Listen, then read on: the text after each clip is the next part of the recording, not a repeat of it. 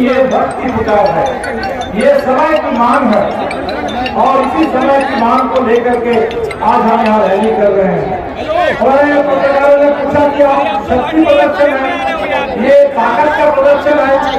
हमने कहा कि हमारे यहाँ जो ताकत है हमारे मोदी जी के लिए आत्मनिर्भरता नारा है। जब वो कहते हैं कि आत्मनिर्भर, इसका मतलब है अंबानी निर्भर और अदानी निर्भर। अगर वाकई गरीबों की ताकत देखनी हो, आत्मनिर्भरता देखनी हो तो मामले की रैली में आकर के देखिए कि गरीब लोग किस तरह से अपने पूरे अपने साधन पर, पार्टी का कोई अपना साधन नहीं है, पार्टी के पास कोई ऐसी स्थिति नहीं है कि हम लोगों को लाने के लिए बहुत बड़ी तैयारी करें, लेकिन अपनी चेतना, अपने तैयारी संगठन आंदोलन लोग यहाँ पहुंचे हैं। तो इस इनकलाबी चेतना को, लोगों के इस राजनीतिक चेतना को, समझदारी को मैं फिर एक बार लाल सवाल करता हूँ। साथियों,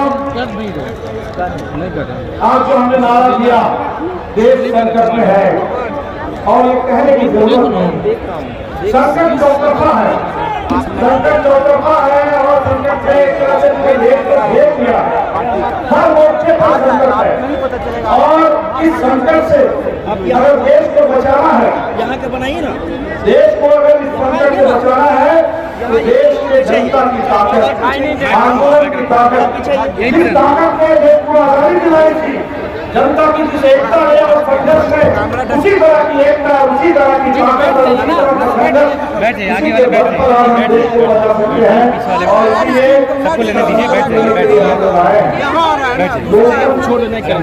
सबसे ज्यादा गरीबों को जो अमीर लोग हैं और मोदी के राज में, ये तो अमीरों के द्वारा अमीरों की सरकार है, ये जनता की सरकार नहीं है, अमीरों की सरकार, अदानी अंबानी की सरकार। और जो अमीर है तो समझते हैं कि हम लोकतंत्र को खरीद लेंगे। जनता जो है वो लोकतंत्र का निर्माण करती है, लोकतंत्र में अपनी आवाज हम उठा सके, इसके लिए गरीबों को लोकतंत्र चाहिए हर मुद्दे पर। अगर आपका मुद्दा रोजगार हो, आपका सवाल ये हो कोई हमारे मकान को तोड़ दिया गया बुलडोजर से, वो मकान फिर से बने, अगर आपका सवाल ये हो कि हम मिड डे मील में काम करते हैं, हमें स्कीम वर्कर का दर्जा मिले, हमारा वेतन मत बढ़े, अगर आपका मुद्दा है कि हमें मनरेगा में जो काम करते हैं उसकी मजदूरी बढ़े और समय पर मिले, अगर आप किसान हैं, आपका मुद्दा है कि हमें समय पर खाद मिले, उसमें कालाबाजारी ना हो, उसकी एमएसपी की गारंटी हो, खेत में पानी हो, मुद्दा कुछ भी हो सकता है। जितने भी हमारी जिंदगी के मुद्दे हैं, रोजी रोटी के, मान सम्मान के, हक अधिकार के, इन सारे मुद्दों को लड़ने के लिए हमें लोकतंत्र चाहिए। और इसलिए लोकतंत्र है पासपोर्ट, ये लोकतंत्र रहेगा तो हम लड़ पाएंगे अपने सवालों को लेकर के, अपनी आवाज उठा पाएंगे। और इसलिए गरीबों को समूचे लोकतंत्र के लिए, सिर्फ अपने लिए नहीं, सबके लोकतंत्र के लिए हमें लड़ना है और इस संकल्प के लिए हम यहाँ आए।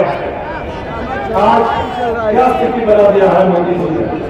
मोदी जी कहते हैं अभी आजादी के 75 साल पूरे हुए तो उन्होंने कहा कि अमृत महोत्सव, अब कह रहे हैं कि अभी से लेकर 2047 तक अमृत काल में वो कह रहे हैं लोगों से कि भाई आप अधिकार की बात मत करो, बहुत अधिकार की बात हो गई, अब कर्तव्य की बात करो, कर्तव्य करो। और इसलिए ये जो अमृत काल है ये कर्तव्य काल है। जब लोग अपने हक मांगते हैं तो कहते हैं कि हम रेवड़ी बांटने के लिए तो नहीं है, लेकिन जब अदानी के सवाल पर संविधान संसद में बहस हो रही थी, लोग ये कह रहे थे कि ये सरकार क्यों भाग रही है, सरकार क्यों जांच नहीं करा रही है, सच्चाई से क्यों सरकार मुंह चुरा रही है, तो उस समय मोदी जी कह रहे थे कि भाई हमने तो गैस दे दिया, हमने तो राशन दे दिया, हमने तो ये सब दे दिया, वो दे दिया, एक स्मार्ट सिटी का ऐलान कर दिया, तो इसीलिए मुंह बंद करके रखो। तो वो समझते हैं कि हम भीख मांग रहे हैं। और अगर कोई राशन मिला, किसी को वैक्सीन मिला, किसी को थोड़ा रोजगार मिला, किसी के खाते में थोड़ा पैसा चला गया, तो लोग चुप होकर के रहेंगे, तमाम बातें भाग लेंगे, सरकार कुछ भी करते रहे उसका साथ खुद माफ। ये आजादी नहीं है, ये लोकतंत्र नहीं है। लोकतंत्र के आजादी के आंदोलन में लोगों ने कहा था कि हम आधी रोटी खा करके भी रहेंगे, लेकिन हमें पूरा सम्मान चाहिए, पूरी आजादी चाहिए, पूरा अधिकार चाहिए। इसलिए कोई अगर ये कहने की हिम्मत करे देश में किसी राजा की तरह कि तुम खा रहे हो, तुम तो राशन दे रहे, इसीलिए शुक्रिया अदा करो, राजा अभिनंदन करो, राजा के लिए ताली बजाओ। ये राजशाही हिंदुस्तान में चलने वाली नहीं है, ये लोकशाही है और लोकशाही रहेगी और लोगों का पूरा अधिकार हम ले करके रहेंगे। तो ये देखा बीबीसी में एक फिल्म आई गुजरात को लेकर के, और बाद में मोदी जमाने में, मोदी सरकार में देश की जो स्थिति है इसको लेकर मोदी जी को बड़ा गुस्सा, भारतीय जनता पार्टी वाले को, आरएसएस वालों बड़े गुस्से है कि भाई गुजरात की बात अब क्यों होगी, 20 साल पुरानी बात है, बात खत्म हो गई है, तो गुजरात की बात क्यों होगी। गुजरात की बात होगी तब तक होती रहेगी जब तक हिंदुस्तान में हमें पूरा का पूरा इंसाफ ना मिले, जब तक ये जनसंहार करने वाली, बलात्कार करने वाली ताकतों को हम धरती से बाहर ना कर दे, समाज में कमजोर ना कर दे, तब तक गुजरात की बात होती रहेगी। क्योंकि हमें गुजरात से संकल्प लेना है कि दोबारा हिंदुस्तान में कहीं गुजरात होने नहीं देना। और आज ये ऐलान कर रहे हैं मंचों से, धर्म के नाम पर संसद बुलाते हैं और धर्म संसद बुला करके वहां आकर के ऐलान करते हैं कि जनसंहार कर दो। गुजरात के चुनाव में जाते हैं और चुनाव में जाकर के अमित शाह कहते हैं कि हमने जनसंहार करके सबक सिखा दिया। तो आप जो लोगों को डराने की कोशिश कर रहे हो, आपके लिए वो 21 बारों के बलात्कारी, उनके परिवार का हत्यारा आपके लिए नायक हो सकते हैं, वो आपके नेता हो सकते हैं। आप उनको आजादी के 75 साल के मौके पर जेल से छुड़ा करके, उनको बाहर बाहर करके, माला पहना करके आपके नायक की तरह, नेता की तरह सम्मानित कर सकते हैं। वो हिंदुस्तान के लिए नायक नहीं है, नेता नहीं है, हमारे लिए अपराधी है। और किसी भी अपराधी को, बलात्कारी को, जनसंहार करने वाले को अगर सम्मानित करने की कोशिश होगी, ये मुद्दा सिर्फ हिंदुस्तान नहीं पूरी दुनिया के लिए मुद्दा बना जाएगा। और इसीलिए हम तो देख रहे हैं कि बीबीसी की फिल्म के बाद अब बीबीसी के दफ्तर पर उसको रोकने की कोशिश हुई, अब दफ्तर पर छापा। अब बताइए ये क्या बता रहा कि सच से कितना डर, वो चाहते हैं कि लोगों को सच पता ना चले, लोग सच्चाई, लोगों को जानकारी ना मिले गुजरात में क्या हुआ था। आज जो 20 साल के बच्चे हैं, 18 साल के बच्चे हैं, छात्र नौजवान हैं जो गुजरात के बाद पैदा हुए, उनको पूरी जानकारी चाहिए। दुनिया पढ़ती है हिटलर के समय में जर्मनी में क्या हुआ था, बच्चों को पढ़ाया जाता है। इसलिए पढ़ाया जाता है कि लोगों को ये पता चलना चाहिए कि हमारे इतिहास में, हमारे दुनिया में कितने खराब सरकार आई थी, कितनी खराब राजनीति हुई थी, कितने जबरदस्त बड़े पैमाने पर जनसंहार रचा गया था। वो इसलिए जानना जरूरी है ताकि दोबारा ऐसा ना हो दुनिया के किसी भी कोने में। और इसीलिए आज ये जो सच को दबाने, अगर सच कहने पर कह रहे हैं कि जेल चले जाओ, तो ये जो सच से डर है और हर चीज के जवाब में उनके पास क्या है, नफरत। हम देख रहे थे कि गुजरात में चुनाव हो रहा था और भारतीय जनता पार्टी के एक नेता, एक कोई फिल्मी सितारा प्रचार कर रहे थे। क्या बोल रहे थे, कह रहे थे कि भाई गुजरात के लोग महंगाई बर्दाश्त कर रहे, गैस की कीमत बढ़ी है, तो गैस की कीमत ये कोई मुद्दा नहीं है। मुद्दा क्या है, क्या आपके घर के बगल में उसी गैस से कोई बंगाली मछली बनाए, क्या आपको ये मंजूर है? अब बताइए, मुद्दा है महंगाई, मुद्दा है गैस, और वो कह रहे हैं कि कोई बंगाली आपके घर के बगल में मछली पकाए, क्या आपको ये बर्दाश्त है? बाद में उन्होंने कहा कि बंगाली से मेरा मतलब बांग्लादेशी और रोहिंग्या। अब जरा सोच लीजिए, तो महंगाई उनके लिए मुद्दा नहीं है। वो कह रहे हैं कि महंगाई तो अब है, महंगाई चलती रहेगी, बेरोजगारी है, चलती रहेगी। मुद्दा क्या है, नफरत।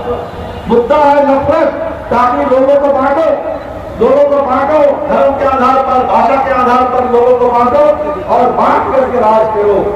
ये बांटो, फूट डालो और राज करो, ये किसकी पॉलिसी थी?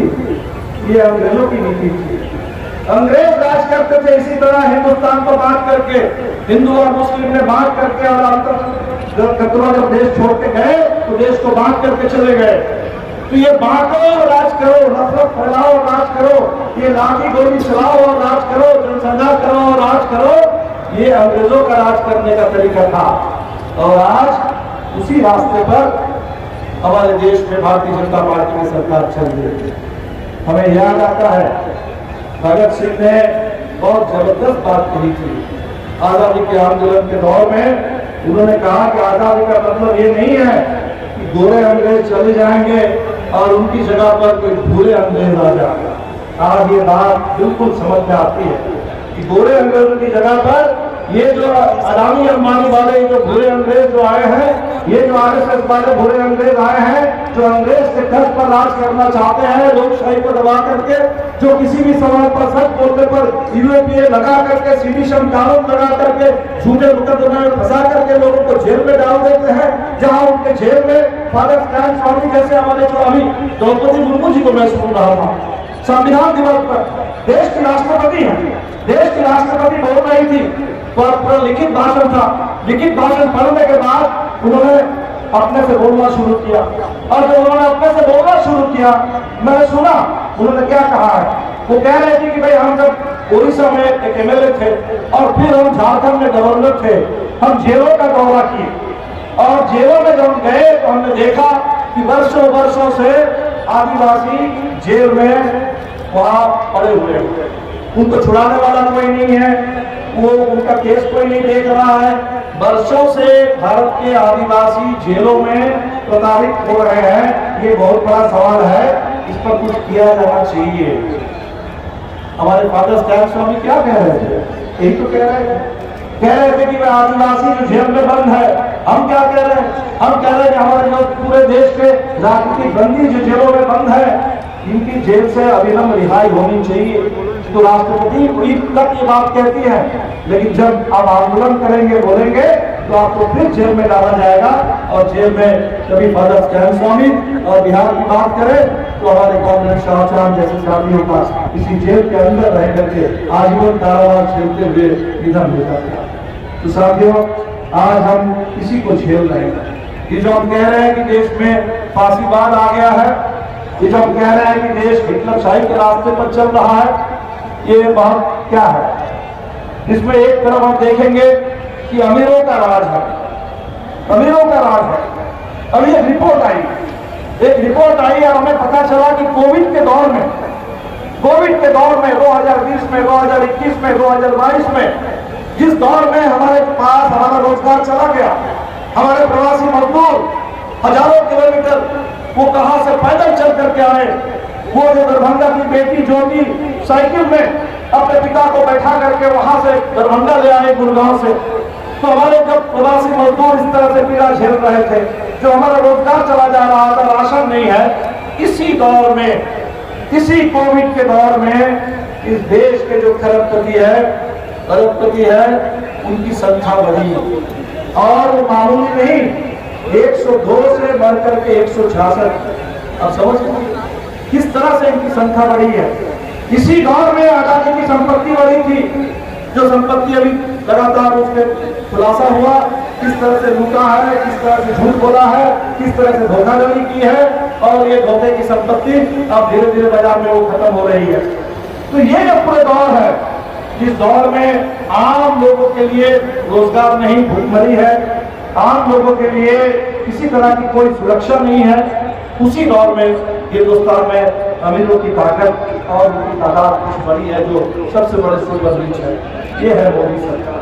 दूसरा क्या है मोदी सरकार, जो हमने कहा मोदी सरकार मतलब मोदी सरकार के पीछे आरएसएस का क्या है, बस एक एजेंडा, नफरत नफरत नफरत नफरत फैलाओ, और इस पूरे देश को हिंदू मुस्लिम में बांट करके हम कह रहे हैं कि 2024 में चुनाव होगा। एजेंडा क्या होगा कि 24 के 1 जनवरी के अंदर हम राम मंदिर चालू करेंगे। राम मंदिर 92 में बाबरी मस्जिद को गिराया, तब से लेकर लगातार राम मंदिर के नाम पर हम चुनाव लड़ते रहेंगे, बस हिंदू की बात करते रहेंगे। लेकिन वो जो हिंदू किसान है, वो जो हिंदू मजदूर है, वो जो हिंदू बेरोजगार है, देश के 80% अगर लोग हिंदू हैं तो बेरोजगारों में भी, और देश के भूखे लोगों में भी, किसानों में भी, मजदूरों में भी, वो सारे अब पाए कि उसमें भी बहुत संख्या हिंदुओं की है, इनकी कभी कोई बात नहीं होगी। ये हिंदू मुस्लिम के नाम पर पूरे देश को बांट करके नफरत फैला करके राज करना चाहते हैं। और तीसरा, ये जो आजादी की बात करते हैं, अमृत महोत्सव मना रहे हैं, लेकिन है अंग्रेज के चेहरे शुद्ध रूप से। उस समय जब आजादी का आंदोलन चल रहा था, तब भी यही काम कर रहे थे, तब भी जब उस समय पूरे देश के नौजवान लड़ रहे थे, भगत सिंह और उनके साथी जेल में जा रहे थे, फांसी के फंदे को चूम रहे थे, उस समय अंग्रेजों की दलाली कर रहे थे, मुखबिरी कर रहे थे, पूरे देश को भटकाने का काम कर रहे थे। तो आजादी के आंदोलन के दौर में भी सिर्फ नफरत और अंग्रेजों की दलाली करना, और आज भी वही काम वो लोग कर रहे हैं सत्ता में बैठकर। अभी कह रहे हैं कि ये अंग्रेजों के तर्ज पर राज चलाना, ये अमीर परस्ती की नीति, अदानी अंबानी की नीति, और ये जो पूरे देश में आरएसएस का नफरत का एजेंडा, ये तीनों को जोड़ दी। जनता पार्टी का जितनी घमंड है, इसी पटना में जुलाई के अंत में भारतीय जनता पार्टी के राष्ट्रीय अध्यक्ष आए थे और पटना में आकर के उन्होंने ऐलान किया था देश में एक पार्टी रह जाएगी, भारतीय जनता पार्टी, बाकी पार्टियों का समय समाप्त हो रहा है। और अमित शाह कहते हैं हम इस देश में 50 साल राज करेंगे। ये जो राजा की भाषा बोल रहे हैं, राजशाही की भाषा बोल रहे हैं, आज ये गांधी मैदान की रैली ये कहने के लिए है कि ये जो तुम्हारा घमंड है, हिंदुस्तान में हम एक पार्टी का शासन चलाएंगे और वर्षों वर्षों तक राज करेंगे, ये घमंड अपने पास रखो, ये चलने वाला नहीं है इस देश के अंदर। ये हिंदुस्तान में लोकशाही है और इन तमाम लोकशाही को हम लोग सुरक्षित रखेंगे। इसीलिए साथियों, बिहार पर सबकी नजर है, पूरे देश की नजर है। 2019 में चुनाव परिणाम देखिए, पूरे बिहार में 40 में एक किशनगंज की सीट छोड़ करके तमाम सीटें उस समय नीतीश जी भारतीय जनता पार्टी के साथ थे, वो एनडीए गठबंधन को 40 में एक छोड़ करके सभी सीटें मिली। हम सारे लोग चिंतित हुए, पूरे देश में चिंता की लकीरें बढ़ गई कि भाई बिहार वो प्रदेश है जहां 1974 का आंदोलन हुआ था। 74 का आंदोलन ने इस देश को आपातकाल से 77 में जो छुटकारा मिला, उसके पीछे 74 के आंदोलन का बड़ा योगदान था। ये नीतीश कुमार ये 74 के आंदोलन के नेता थे। क्या हो गया है कि आज भारतीय जनता पार्टी के साथ मिलकर के ये पूरे एनडीए को बढ़ाने में लगे हुए हैं। आज 2020 का विधानसभा चुनाव, उस चुनाव में नजारा काफी बदला। नजारा काफी, जब देश में नीतियां बदल जाए, देश में नीतियां बदल जाए। अभी विकास के नाम पर हो क्या रहा है? अभी मोदी जी को देखिए, विकास के नाम पर क्या कर रहे हैं? ट्रेन का उद्घाटन कर रहे हैं, वंदे भारत करेंगे, बुलेट गति से ट्रेन चलेगी। गंगा सफाई के नाम से आए थे, जिस गंगा को साफ करने की बात कह करके आए थे, गंगा तो साफ नहीं हुई। कोविड के दौर में गंगा पे लाशें बहती रही। हमारे कवि ने कहा कि सर्ववाहिनी गंगा है। और उसी गंगा में बनारस से लेकर के डिब्रूगढ़ तक पता चला कि कोई लग्जरी क्रूज करने वाला है, उसका नाम है गंगा विलास। तो गंगा को लेकर के ये इनके विकास का मतलब है विलास। जो विलास कर सकते हैं उनको विलास करने का मौका दो, उनको आयस करने का मौका दो। तो ये इस देश में जो ऑक्सफर्ड की रिपोर्ट आई, उस रिपोर्ट का अंग्रेजी में नाम था सर्वाइवल ऑफ द रिचेस्ट, मतलब सबसे जो अमीर लोग हैं वो बचे हुए हैं। सर्वाइवल, अब आपको अमीर होना पड़ेगा बचे रहने के लिए। हमने कहा कि भारत में अमीर सिर्फ बचे हुए नहीं है, ये सर्वाइवल ऑफ द रिचेस्ट नहीं है, यहाँ तो उनका जश्न चल रहा है, फेस्टिवल ऑफ द रिचेस्ट। तो ये जो स्थिति है विकास के नाम पर, जहाँ वंदे भारत और गंगा विलास और स्मार्ट सिटी के नाम पर इधर उधर के साइन बोर्ड, ये है विकास। उस विकास में तो हमारे लिए कुछ भी नहीं।